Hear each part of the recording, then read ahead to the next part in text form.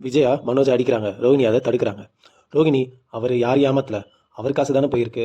முத்து கேள்விலாம் கேட்குறாரு. அதான் ஃப்ரெண்டு கிட்ட கடன் வாங்கினதா சொன்னார்ல. அண்ணாமலை, உங்கள் மாமனாருக்கு தெரிஞ்சா என்ன நினைப்பாரு? விஜயா, என்கிட்டயே போய் சொல்லியிருக்கா.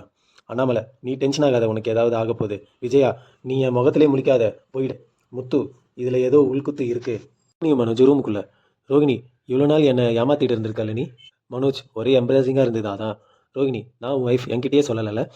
நீ பில் போடாதது தான் உன் தப்பு. அம்மாவும் இதனால டென்ஷன் ஆகிட்டாங்க. மனோஜ், அம்மாவுக்கு ஆல்ரெடி விஷயம் தெரியும். நான் கடை வாங்கலை. மீனா நகையை விற்று அதை மாற்றி வச்சதே நாங்கள் தான். ரோஹிணி, என்னடா அப்படி பண்ணி வச்சிருக்க? அதுவும் வீட்லேயே இப்படி பண்ணிட்டியே. முத்து இதை நம்பி இருக்க மாட்டாரு, கண்டுபிடிக்காம விட மாட்டாரு. ரோஹிணி, முத்துக்கு இந்த விஷயம் தெரியாமல் இருக்கணும். இந்த உண்மையை எனக்கு தெரியும்னு அம்மா கிட்ட சொல்லிடாத. ஸ்ருதியும் ரவியும். ஸ்ருதி, என்டர்டெயின்மெண்ட்க்கு பஞ்சமே இல்லை. நீ மட்டும் குட் பை ஆகியிருக்க. உங்கள் அண்ணன் சொன்னது உண்மையாக இருக்குமோ? ரவி, எனக்கு மனோஜ் மேலே தான் சந்தேகம் அதிகம். ஸ்ருதி, எனக்கும் தான். ரவி, நாம இதில் தலையிட வேணாம். ஸ்ருதி, உங்கள் அம்மா அடித்ததே எனக்கு டவுட்டாக இருக்குது. ரவி, என்ன நடந்தாலும் பார்த்துக்கலாம்.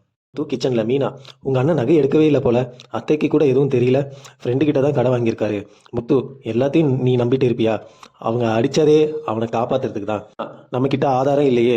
முத்து, இவன் ஃப்ரெண்டு கிட்ட கடன் வாங்கினானா இல்லையான்னு தெரிஞ்சுப்போம். அவன் பார்க்கில் தான் இருப்பான், போய் பார்க்குறேன். முத்து சந்தோஷை தேடிட்டு வராரு. முத்து, என்ன பண்ணுறீங்க? சந்தோஷ், கணக்கு வழக்கு பார்த்துட்டு இருக்கேன். முத்து, கார் வாங்கி வாடகைக்கு விடணும். 2 lakhs வட்டிக்கு கொடுங்க. சந்தோஷ், அவ்வளோ பெரிய அமௌண்ட் என்கிட்ட இல்லையே. எங்கள் அண்ணனுக்கு இப்போ கூட கொடுத்தீங்களே. சந்தோஷ், உங்கள் அண்ணன் லிமிட்டே 30,000 தான். 1 lakh மேலே யாருக்கும் கிடையாது. மீனாவை பார்க்குறாரு. முத்து, சந்தோஷை பார்த்துட்டு வரேன். மனோஜ்க்கு கடன் கொடுக்கலையா? மீனா, அப்புறம் யார்கிட்ட வாங்கினாரு? உன் நகையை தான் விற்று கொடுத்துருக்கான். மீனா, எங்கள் ஏரியாவில் வெத்தையில மை போட்டு பார்க்குறாங்க. முத்து, இதெல்லாம் வேணாம், எனக்கு ஒரு ஐடியா தோணுது. சம்பளம் வாங்குறாரு.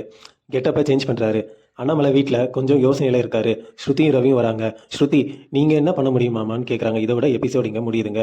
Next week. முத்து, இது மந்திரிச்ச எலுமிச்சம்பழம், இதை பூஜை ரூமில் வைக்க சொல்கிறாரு. 24 மணி நேரத்தில் எழுத்தவங்க வாய் இழுத்துக்குன்னு சொல்கிறாரு.